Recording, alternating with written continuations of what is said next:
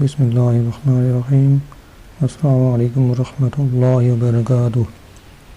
درس بخاری کا سلسلہ جاری ساری ہے۔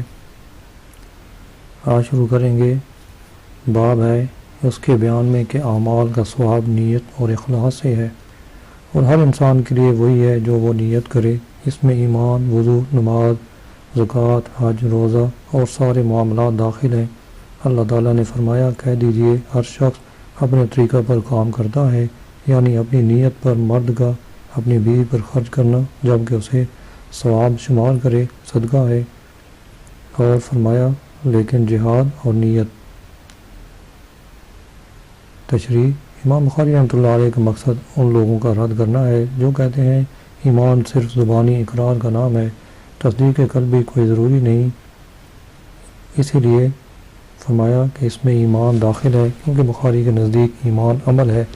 بخاری کے سیاق سے معلوم ہوتا ہے کہ ان کے نزدیک نیت کے بغیر طلاق درست نہیں، اسی طرح دوسرے احکام بھی بدون نیت صحیح نہیں۔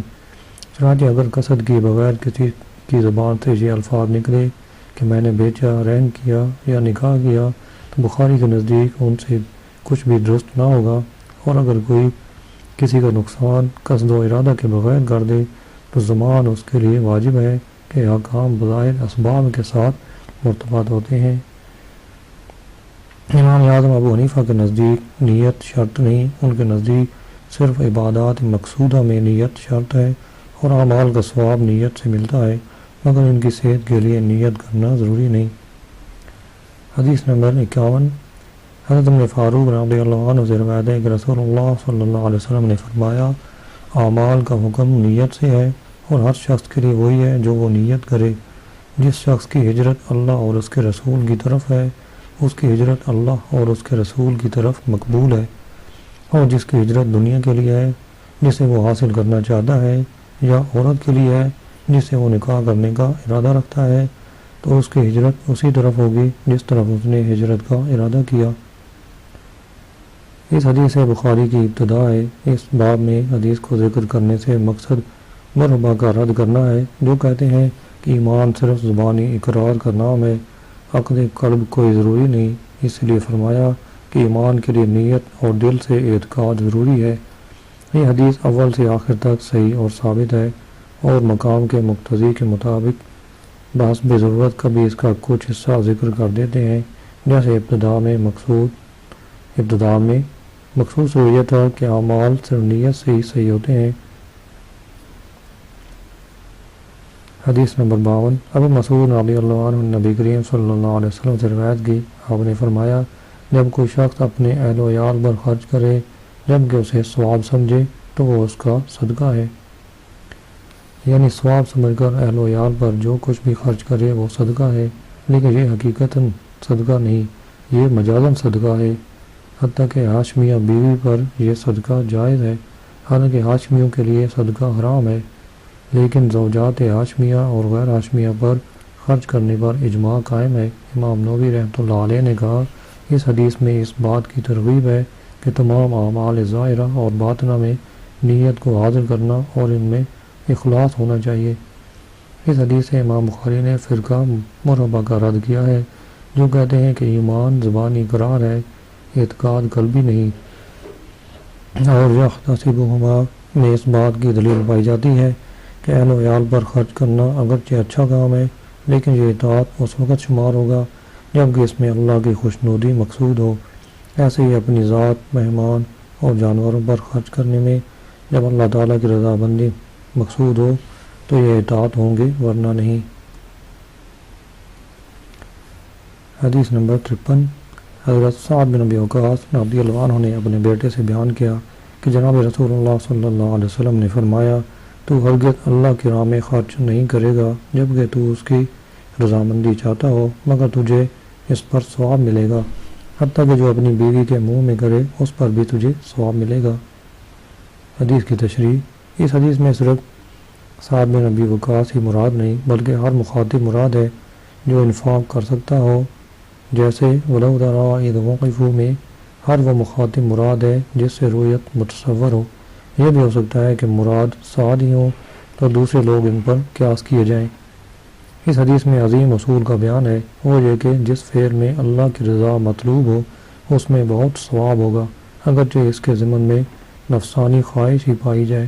اس لیے سید عالم صلی اللہ علیہ وسلم بیوی کے منہ میں لقمہ دینے کی مثال بیان فرمائی، حالانکہ عموماً اس میں حسد نفس، شہوت اور میلان قلب ہوتا ہے۔ جب مقام شہوت میں اس نے نیت پر ثواب حاصل ہے اور یہ اللہ کی اطاعت اور نیک عمل ہے، جبکہ اس میں اللہ کی رضا مطلوب ہو، تو جس عمل میں حضور نفسانیہ نہ ہو اس میں اللہ کی رضا مراد ہو تو بطریق اولا اجر عظیم حاصل ہوگا۔ اگر یہ سوال پوچھا جائے کہ عورت کو خصوصیت کے ساتھ کیوں ذکر کیا ہے، اس کا جواب یہ ہے کہ عورت کا نفع منفق کی طرف لوٹتا ہے، کیونکہ وہ اس کے بدن کی خوبصورتی اور اس کے لباس میں اثر انداز ہے، اور بیوی انسان کے لیے دنیا میں لذیذ ترین شے ہے، اور غالباً لوگ عورت پر حصول شہوت کے پیش نظر خرچ کرتے ہیں اور قضائے حاجت کے لیے بیوی پر خرچ کرنے میں لذت حاصل کرتے ہیں، اور ماں باپ پر خرچ کرنے میں یہ صورت نہیں، کیونکہ بعض اوقات ان پر خرچ کرنے میں تکلف کار فرما ہوتا ہے۔ اس لیے سرور کائنات صلی اللہ علیہ وسلم نے فرمایا، جب بیوی کے منہ میں لقمہ کرنے میں اللہ کی رضا مراد ہو تو اس کو اجر حاصل ہوتا ہے، حالانکہ اس کے لیے نفسانی داعیہ بھی ہے، اور جہاں نفسانی داعیہ نہ ہو اور خرچ کرنے میں تکلف کی مشقت بھی ہو تو اس میں ثواب بطریق اولا ہوگا۔ اس کے بعد اگلا باب ہے سید عالم صلی اللہ علیہ وسلم کا ارشاد، دین نصیحت ہے اللہ کے لیے، اس کے رسول کے لیے، مسلمانوں کے حاکموں کے لیے اور عام مسلمانوں کے لیے۔ اور اللہ تعالیٰ کا ارشاد، جب وہ اللہ اور اس کے رسول کے مخلص ہوں۔ حدیث نمبر 54۔ حضرت جریر بن عبداللہ بجلی رضی اللہ عنہ سے روایت ہے، انہوں نے کہا کہ میں نے جناب رسول اللہ صلی اللہ علیہ وسلم کی نماز قائم کرنے، زکوٰۃ ادا کرنے اور ہر مسلمان کے لیے اخلاص کرنے پر بیعت کی۔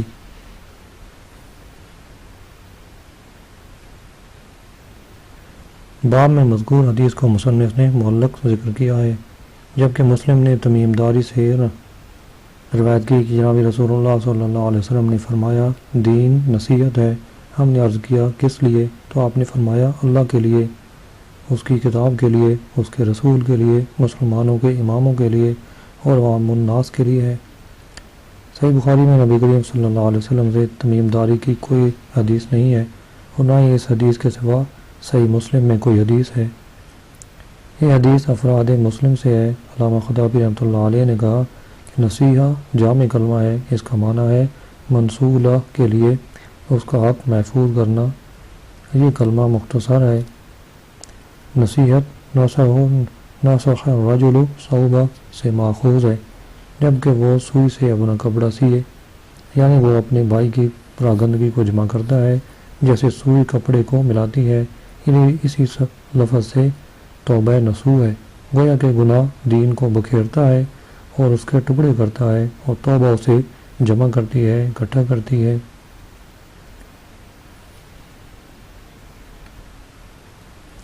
یہ حدیث عظیم الشان ہے اور اس پر اسلام کا مدار ہے۔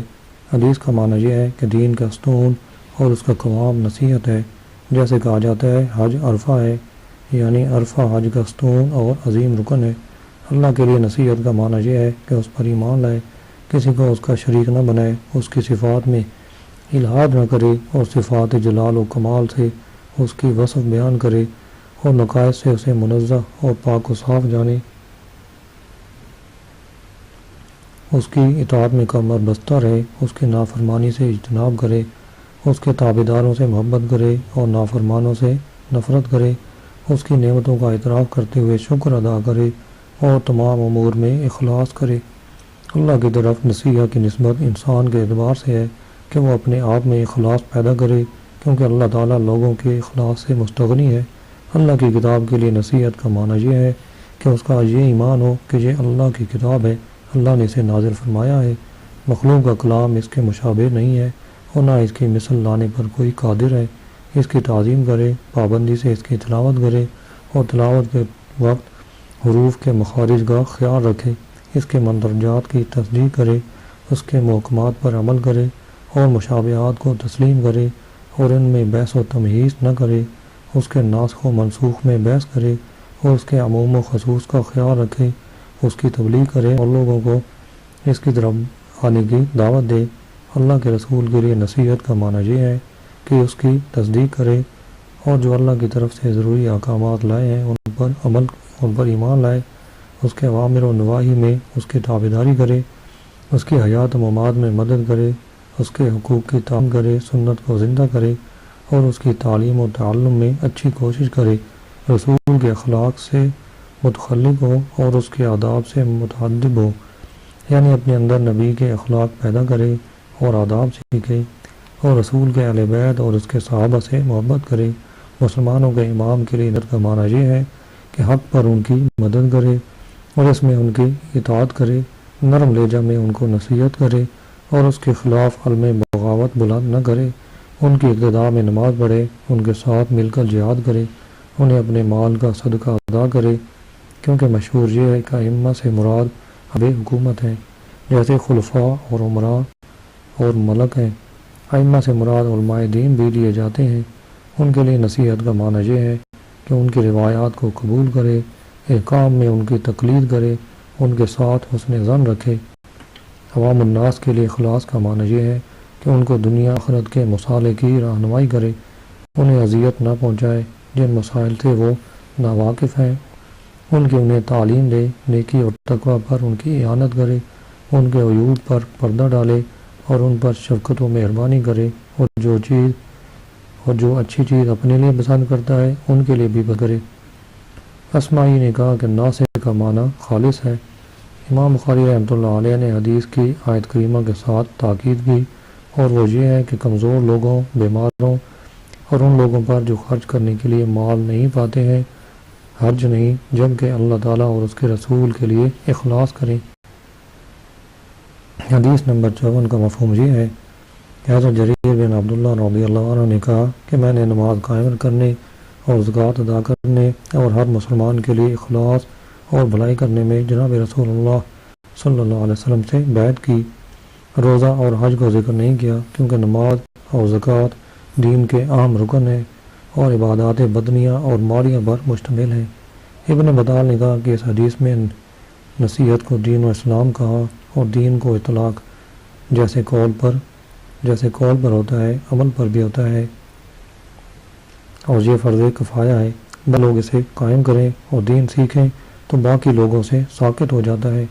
جب ناصح کو یہ معلوم ہو کہ اس کے نصیحت کو قول کہا جائے گا اور اس کے حکم کی اطاعت کی جائے گی اور اسے اس میں تکلیف اور مکروہ شے کا سامنا نہ کرنا پڑے گا تو اس پر بقدر اطاعت یہ ضروری ہے۔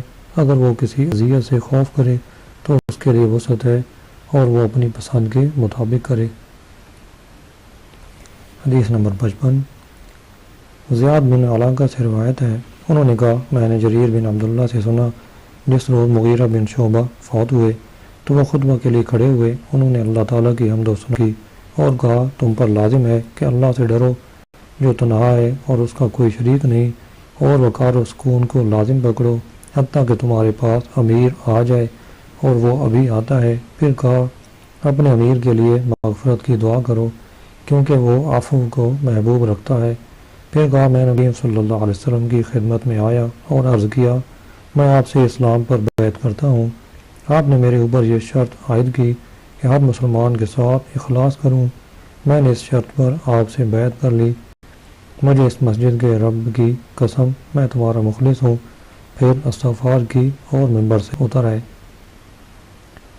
حدیث کی تشریح۔ اس حدیث کے باب سے مناسبت اس طرح ہے کہ مسلمان بھائی کے لیے نصیحت اللہ اور اس کے رسول کریم صلی اللہ علیہ وسلم پر ایمان لانے کی فرا ہے۔ حضرت مغیرہ بن شعبہ رضی اللہ عنہ 50 ہجری میں فوت ہوئے۔ وہ حضرت امیر معاویہ رضی اللہ عنہ کے عہد امارت میں کوفہ کے حاکم تھے۔ انہوں نے وفات کے وقت حضرت جریر رضی اللہ عنہ کو اپنا نائب بنایا تو انہوں نے منبر پر کھڑے ہو کر اللہ تعالیٰ کی وصف جمیل کی اور بہترین صفت و ثنا کی کہ اللہ تعالیٰ صفات کمالیہ سے موصوف ہے اور صفات نقص سے مبرہ و پاک ہو۔ پھر لوگوں کو فوت ہونے والے امیر کے بعد کا بدل آنے تک سکون و وقار سے رہنے کی تلقین کی کہ وہ ابھی آتا ہے۔ امیر معاویہ رضی اللہ عنہ نے مغیرہ کے فوت ہونے کے بعد زیاد کو کوفہ کا حاکم مقرر کیا تھا۔ یا مراد یہ ہے کہ حقیقتاً ابھی آتا ہے اور اپنی ذات کی طرح کیا، اور امیر حضرت جریر بنفس ہی ہیں، کیونکہ مغیرہ بن شعبہ نے وفات کے وقت حضرت جریر کو کوفہ کا حاکم مقرر کر دیا تھا۔ ابتدائی تقریر میں حضرت جریر رضی اللہ عنہ نے اللہ تعالیٰ سے ڈرنے کی تلقین اس لیے کی کہ غالباً امیر کی وفات سے اس طرح جنم لیتا ہے، خصوصاً کوفہ والوں میں یہ بعید نہ تھا کیونکہ وہ اس وقت کوفہ کے حاکموں کے مخالف تھے۔ لفظ حتیٰ سے بظاہر یہ معلوم ہوتا ہے کہ امیر کے آنے تک اللہ سے ڈرو اور سکون و وقار سے رہو، اس کے بعد کے حال سے سکوت ہے، لیکن یہ مراد ہے کہ امیر کے آنے کے بعد بطریق اولا یہ لوگوں پر لازم ہے۔ پھر حضرت جریر رضی اللہ عنہ نے فوت ہونے والے امیر حضرت مغیرہ رضی اللہ عنہ کے لیے لوگوں سے درخواست کی کہ وہ ان کے لیے عفو کی دعا کریں، کیونکہ وہ لوگوں کے گناہوں سے عفو کو پسند کرتے تھے، کیونکہ کسی شخص سے وہی معاملہ ہوتا ہے جو وہ لوگوں سے معاملہ کیا کرتا ہے، جیسے مشہور ہے کما تدین ہو تو دان ہو، جیسا کرے گا ویسا بھرے گا۔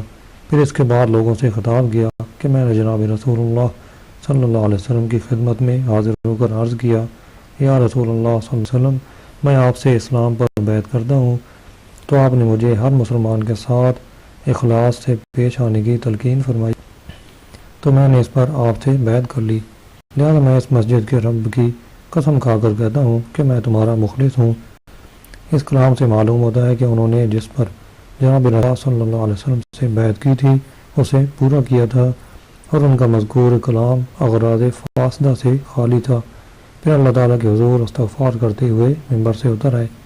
اس حدیث سے معلوم ہوتا ہے کہ بیعت سنت ہے، اور جناب رسول اللہ صلی اللہ علیہ وسلم کو امت پر بہت شفقت، انہیں لوگوں سے اخلاص کی تلقین فرمائی۔